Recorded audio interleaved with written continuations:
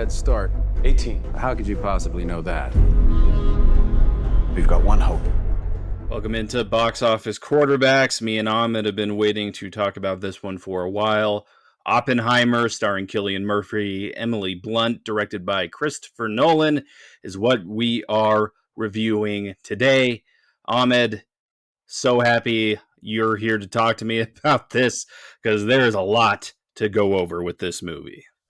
There is a lot, and humble brag, I am a historian, and I have written a paper on this a long time ago, so I'm a little rusty, but I hope I don't, show off how nerdy I am when it comes to this film. It only gives us more street cred, honestly. So we're calling my nerdiness street cred. I love it. This is why I like coming on the show, you guys. Yeah. But yeah, this is Oppenheimer. It is the story of J. Robert Oppenheimer, the father of the atomic bomb, played by Cillian Murphy. This is a 3-hour biopic that is tearing up the box office. It's pretty impressive to see a movie like this just kind of shattering records for R-rated dramas. Yeah, Christopher Nolan can do no wrong. And so it did kind of hurt me to see that, like, a lot of people were debating, should they see this movie or should they see Barbie? And we've seen Barbie, we enjoyed it, but it's like they're two different types of films. And this movie, Oppenheimer, is not for the weak of heart. It's definitely one of those films that, I don't know for you, Jeff, but for me, it really fucked me up because of the...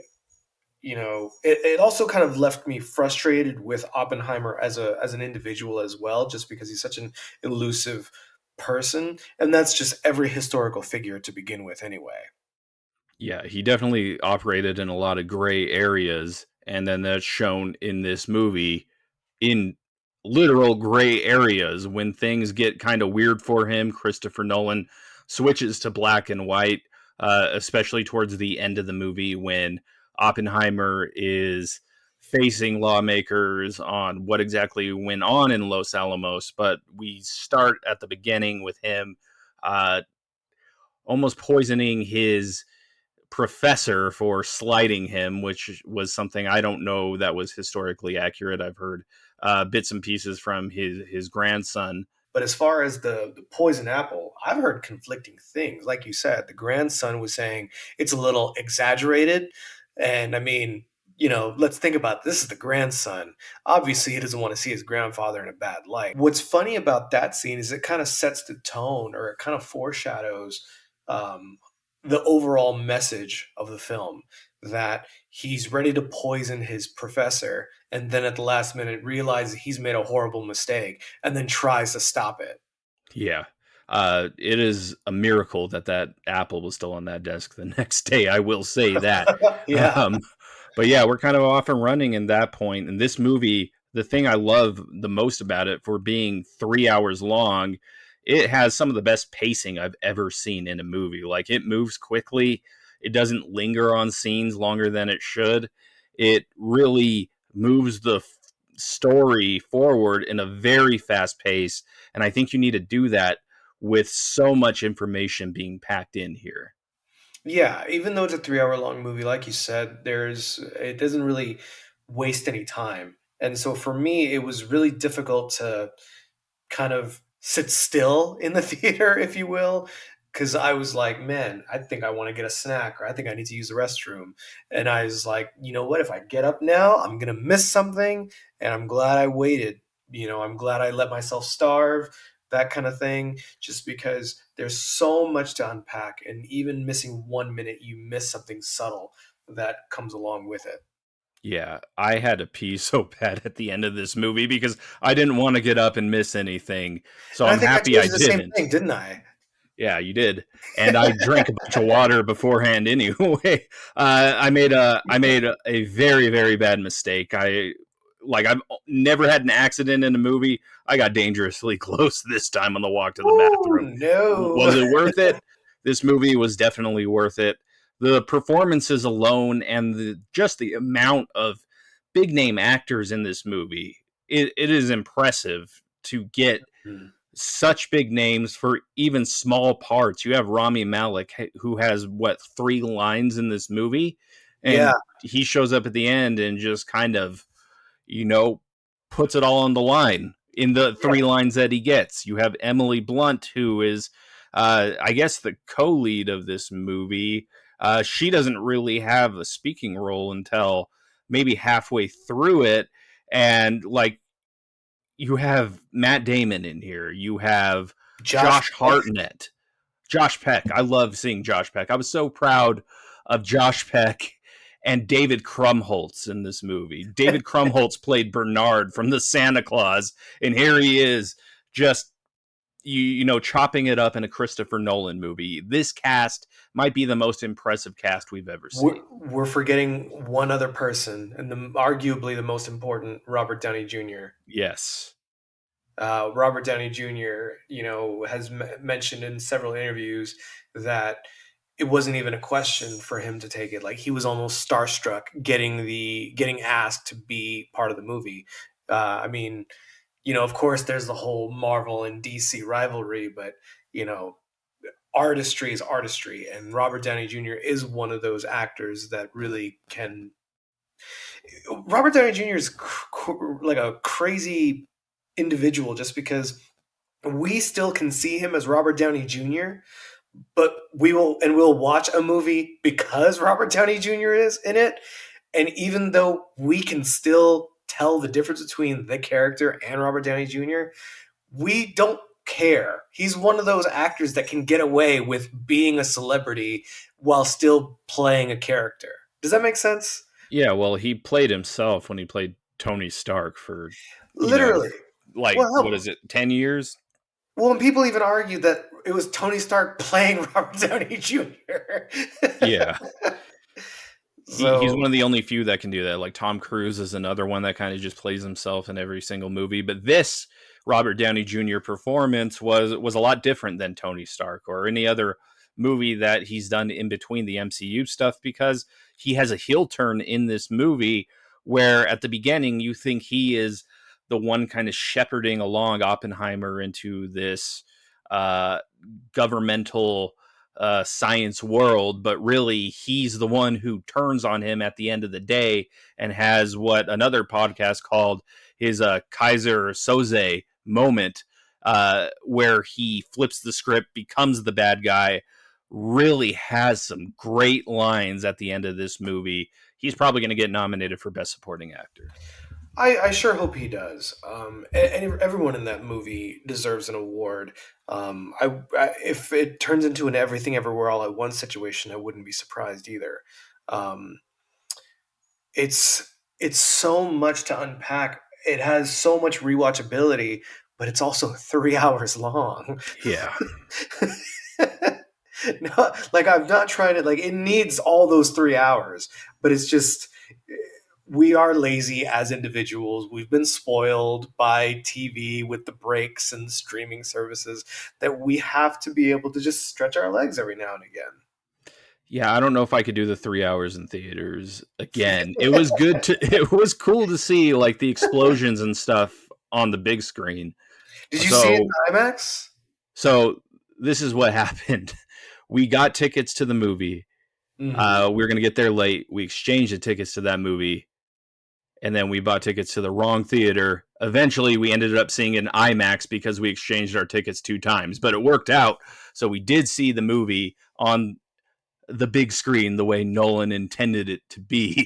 So, like, this movie technically is fantastic. Like, how they treat the explosions is really, really interesting, because when the atomic bomb does explode during the Trinity test, it's completely silent at first. And then, only then is when, like, the weight of that explosion is felt. So awesome to be in the theater experiencing that on the big screen. Yeah, and the entire movie is like a ticking time bomb. The way it kind of starts out very, very slow, and your heart starts beating along with, the weight of the drums as the beat gets closer and closer and faster, and the top hats are hitting. Um, it. whenever you first see that explosion and the mushroom clouds, you're kind of waiting for the sound, but and I'm not a scientist, so this is me being full of shit probably, but the sound comes later, right? Yeah. Like thunder.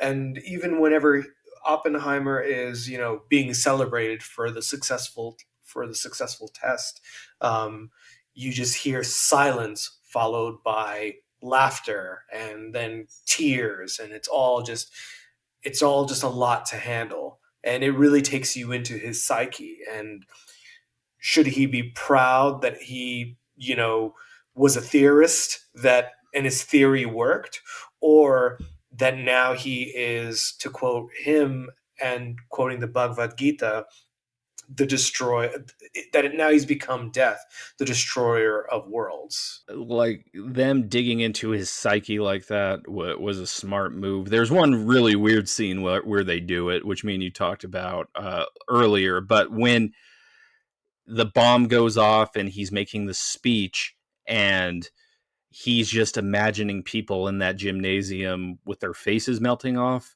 that was Yeah, insane. yeah. Because now, like, the ramifications of what happened are hitting him, and Oppenheimer, at least in this movie, kind of not so much regretted what he did, but he kind of started to question his actions. I don't know if that's historically accurate or not, but it seems like he spent the latter half of his life trying to right the wrongs that came out of creating a weapon of this magnitude. Well, and that kind of boils down to a lot of the questions we have about life and existence.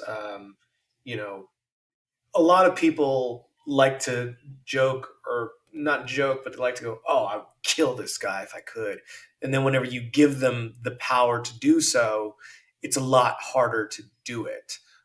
It's a lot harder to pull that trigger. And then whenever you do pull that trigger, it's a lot scarier. Um, that's why you have a lot of soldiers that go through PTSD that don't like, there are a lot of soldiers that, whenever you tell them thank you for your service, they get kind of like, yeah, sure, whatever. I appreciate you saying that.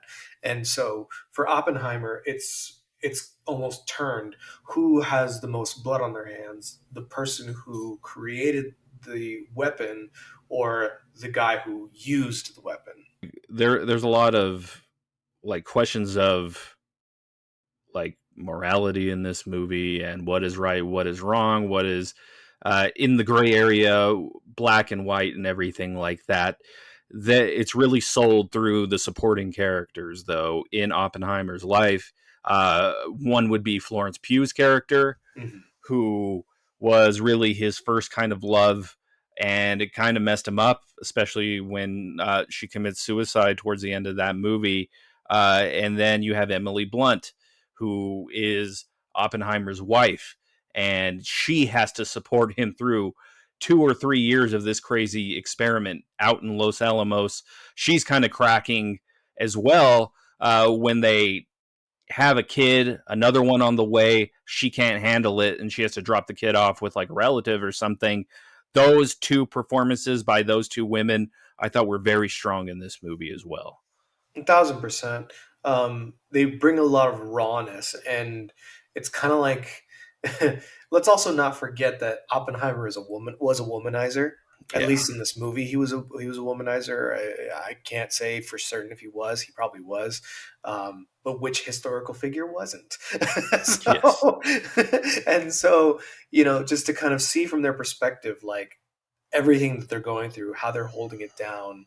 But then at the very, very end, they're tasked with having to defend this guy's actions, their relationship, his infidelities are now out in the open. She's forced to relive her husband's infidelities and his errors. The fact that he has to say, "I felt guilty." Honestly, I did think it was a testament to how Emily Blunt and her jadedness comes into play, because then she has to answer those questions, and she's smoking a cigarette and she's not having it, and he's just like drilling her with all these questions, and she's just like, fuck you. Am I the one on trial here? Yeah, that was her Oscar moment, was that scene. Yeah. We Yeah, like the performances are great. You can't really pick out a bad one in this movie. Uh, but I'm going to make you pick out what your favorite performance is on it. Who stood out the most, and who is your favorite character of this movie? I think my favorite scene was that scene where he's at the podium and he's like talking to that crowd of people, and he kind of brings up something that I talked about in my research again years ago. Like we're talking 2013, 2014. And like the idea of using the atomic bomb and him feeling guilty, but then saying to a crowd of people, we would have killed a bunch more.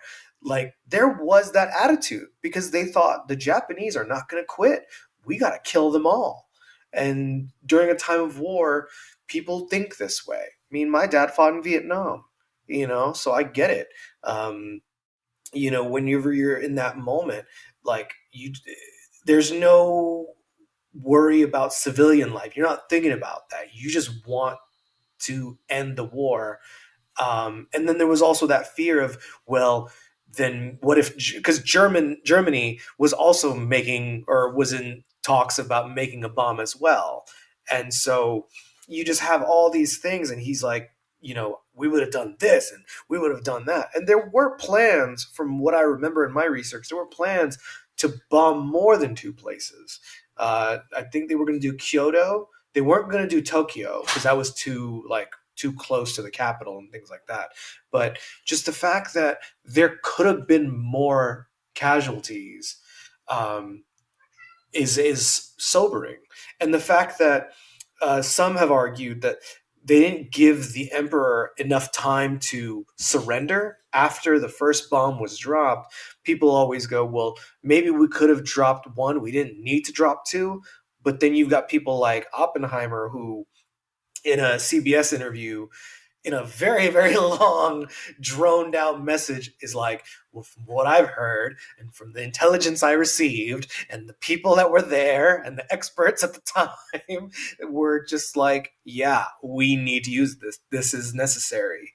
Uh, but so it's tough because you want to kind of be like, well, fuck you. You did this. You wanted to make it happen, and now you created a monster and then stop and got pissed off or got depressed when it started stomping on some buildings and killed thousands and thousands of people.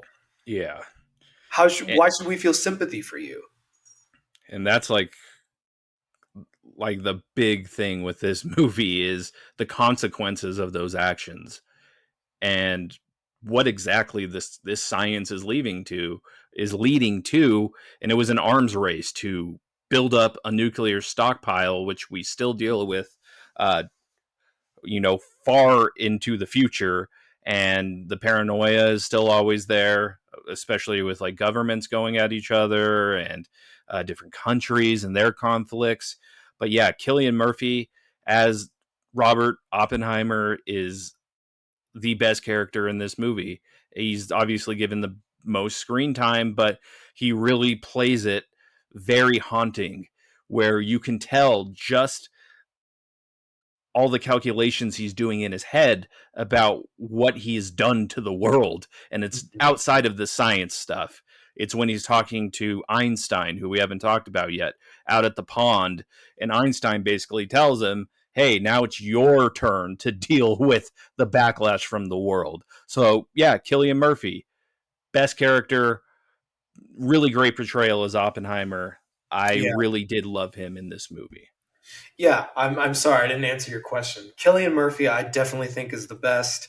I thought Emily Blunt was also really great. Florence Pugh, fantastic. Which I mean, after seeing her in "Don't Worry, Darling," I wasn't surprised that she would do such a great job. And Robert Downey Jr., of course, he can do no wrong. I was also impressed by Rami Malek. Like, just he's such a like a high profile actor. Like, how did he get convinced to play such a small role? Yeah, literally, most of these roles could have been anybody. Yeah. Like, they're such tiny scenes. You have Jack Quaid playing one of the scientists, Josh Peck. Who else you have? You have Alden Ehrenreich, who plays the aide to Robert Downey Jr.'s character Strauss, and I thought he did a great job as well. You just got all these A-list actors and you put them in this movie. It was like Avengers Endgame for Oscar winners. It was so crazy to see. And I like Matt Damon. Obviously, Matt Yeah. Damon doing Matt Damon shit. Um, it's man, it's just so much to unpack. Like we can never finish talking about this movie because there's just so much of like who was really to blame for everything. Because even Matt Damon's character was like, I wouldn't have. I did pick Robert Oppenheimer to partake in this study, but maybe I wouldn't have, considering everything that happened. Yeah. And you're like, And they well, knew. shit. Well, shit. You know what I mean? And it wasn't like Oppenheimer was like a squeaky clean guy going into it anyway. There was a lot of questions about his background and his ties to The the communist. Communist Party and everything like that. So, yeah, a lot to unpack. The one thing that we'll have a definitive answer on is our final score for this movie. Ahmed, what would you give Oppenheimer? Hall of Fame for sure. I wouldn't give it a goat, but I would give it a Hall of Fame. I'm going to give it a Hall of Fame as well. I think like this and Barbie, man, it's going to be like neck and neck to what I think is my second favorite movie of the year. I do go back and forth.